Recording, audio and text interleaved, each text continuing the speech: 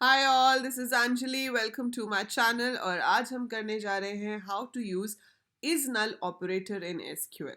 सो null value क्या होती है? नल वैल्यू कुछ नहीं होती है। सो नल वैल्यू एग्जैक्टली कुछ नहीं होती है। सो अगर आपके पास कोई भी वैल्यू नहीं है तो उसे हम नल कहते हैं। Zero is a value, that means an integer. Double quotes में अगर आप कुछ देते हो that is also a value, that's an empty string, right. But null का मतलब होता है कुछ नहीं। कुछ नहीं मतलब nothing at all. So that is called null. ठीक है, अब इसको कैसे यूज करते हैं ये मैं आपको सीधे यूज ही करके दिखाती हूँ। इसमें ज्यादा कुछ थ्योरेटिकल चीजें नहीं है। So I directly show you how to use this. So ये हमारा पास एसक्यूएल है। We have to turn on the WAMP server. Just give me a minute. Yeah. सो हम क्या करेंगे, यहाँ पर हम एक टेबल के अंदर कुछ डेटा इंसर्ट करेंगे। पहले तो मैं आपको दिखाती हूँ कि नल वैल्यूज क्रिएट कैसे होती है। जब आप एक टेबल के अंदर डेटा इंसर्ट करते हो और कुछ कॉलम्स ऐसे रह जाते हैं जिनके लिए हमने कोई वैल्यू दी ही नहीं। सो अगर हमने कोई वैल्यू दी ही नहीं, so those values will have nothing, मतलब those columns will have nothing. So उसे हम कहते हैं नल वैल्यू। तो जैसे कि अभी मेरे पास एक डेटाबेस है स्कूल और उसके अंदर एक टेबल है स्टूडेंट। सो मैंने यहाँ पर डिस्क्राइब स्टूडेंट किया तो मेरे पास एडमिशन नंबर है, नेम है, क्लास है, सेक्शन है और स्ट्रीम है। इन सब के आगे डिफॉल्ट के आगे क्या लिखा है? नल। मतलब इनमें नल दिया जाएगा अगर हमने इनके लिए कोई वैल्यू नहीं दी तो। ठीक है। सो अगर हम यहाँ पर देखते हैं सिलेक्ट स्टार फ्रॉम स्टूडेंट, सो ये डेटा आ रहा है। अभी तो इसमें ऐसा कोई भी फील्ड नहीं है जो खाली हो। सो मैं क्या करती हूँ, इसमें कुछ इंसर्ट करती हूँ। जब मैं इंसर्ट करूँगी तो अब नल वैल्यू कैसे दी जाएगी वो देने के लिए क्या होता है कि जैसे आप एक स्टूडेंट इंसर्ट कर रहे हो, अब आपको उसका एडमिशन नंबर, नेम और क्लास तो पता है, ठीक है, लेकिन उसने अभी स्ट्रीम डिसाइड नहीं की। तो स्ट्रीम डिसाइड नहीं की, इस वजह से सेक्शन भी डिसाइड नहीं हुआ। तो अभी मेरे पास सिर्फ 3 ही वैल्यूज़ हैं। तो मैं जब पूरे वैल्यूज़ ना देने हो, हमें सिर्फ रिस्ट्रिक्टेड सेट ऑफ वैल्यूज़ देनी होती हैं, तो हम उनके कॉलम्स के नाम ऐसे लिख सकते हैं। So insert into student admission number, comma name, comma class, comma values, and then you are going to write down the admission number. You're going to write down the name. ठीक है, Tanisha is already there. वैसे same नाम repeat हो सकता है, ऐसा unique constraint तो लगा नहीं है उस पर। But let's say we enter some other name. So I enter this name and then I enter a class and then I put a semicolon. So one row is affected. Now if you see, तो आप देख रहे हो कि जिनके लिए हमने कोई वैल्यू नहीं दी थी वो नल है। अगर मैं वहां पे जीरो भी लिखती ना तो जीरो आता। तो जीरो वैल्यू है। कोट्स खाली दे दोगे वो भी वैल्यू है। बट अगर कोई वैल्यू ना दी जाए देन इट इज नल। ठीक है, समझ रहे हो ये चीज? अब मैं कहती हूँ कि वो स्टूडेंट दिखाओ जिसका अभी तक सेक्शन डिसाइड नहीं हुआ है। शो मी द स्टूडेंट जिसका अभी तक सेक्शन डिसाइड नहीं हुआ है। तो हम यहाँ पर लिखने की कोशिश करते हैं select star from student where section is equal to null. Null आप स्मॉल कैपिटल कैसे भी लिख सकते हो, केस इनसेंसिटिव होती है एसक्यूएल। तो इससे फर्क नहीं पड़ता कि मैंने नल कैपिटल लिखा है या स्मॉल लिखा है, वो दिखाता कैपिटल में। बट आप जैसे मर्जी लिख सकते हो। बट ये क्या, आंसर तो आया ही नहीं। आपको लगेगा कि शायद मैंने कैपिटल लिख दिया, चलो कोई नहीं, छोटा लिख के देख लेते हैं भाई। तो भी सेम ही चीज़ है। Anyhow you are getting the same result. वो इसलिए क्योंकि ये जो इक्वल टू ऑपरेटर है it is not capable of matching null values.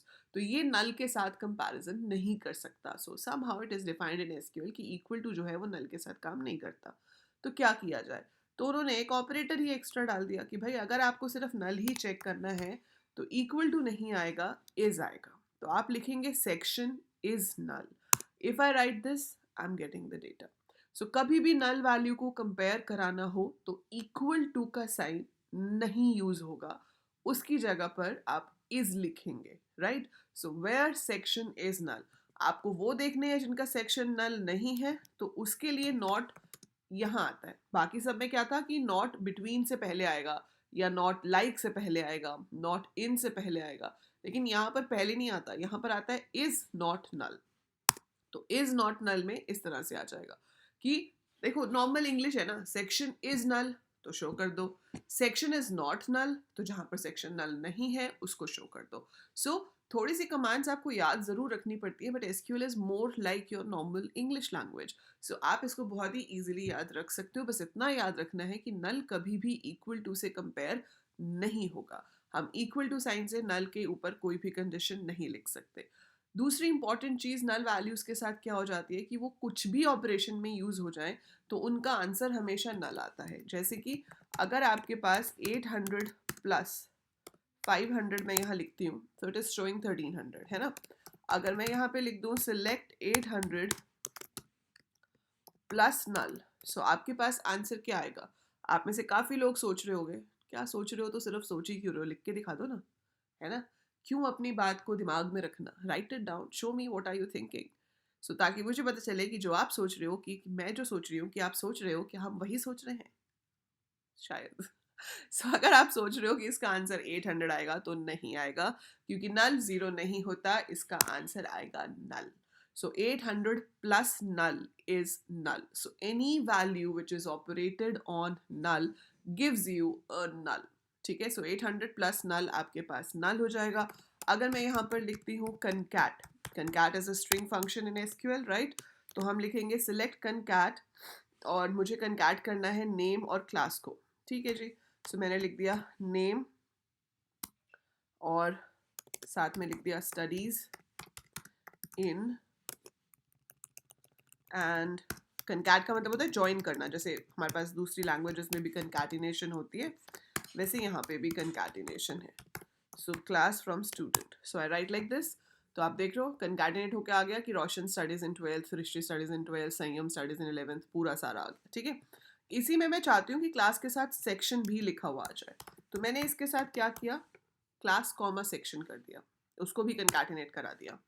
Now you will notice one thing, संयम से ऊपर गौरी का रिकॉर्ड था, तो गौरी तक तो सारा सही आ रहा है, लेकिन संयम वाले रिकॉर्ड में क्या आ गया, नल।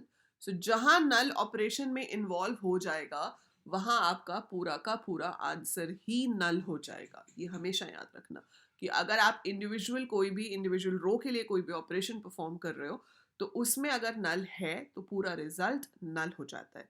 ग्रुप फंक्शंस नाम की चीज़ हम अभी आगे जाके करेंगे, उसमें भी नल एक अलग तरीके से ट्रीट होता है, वो मैं आपको तभी बताऊंगी जब हम ग्रुप फंक्शंस करेंगे। बट इंडिविजुअल रो में आप कोई भी ऑपरेशन परफॉर्म करो, plus minus multiply divide concat whatever function, जो भी काम आप परफॉर्म करोगे अगर उसमें से एक वैल्यू नल है तो आपका पूरा का पूरा रिजल्ट नल आएगा। That is one thing. बाकी नल है या नहीं है वो चेक करने के लिए इज नल लिखना पड़ता है, इक्वल टू नल से नहीं होगा, ये आप याद रखेंगे।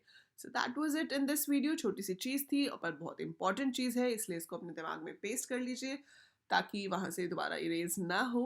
एंड या that is it for this video. समझ आया है तो लाइक पे क्लिक ज़रूर कीजिएगा, share the video with your friends, subscribe the channel and ask others also to subscribe and help the channel to grow. So that is it for this video. I'll see you soon. Bye for now.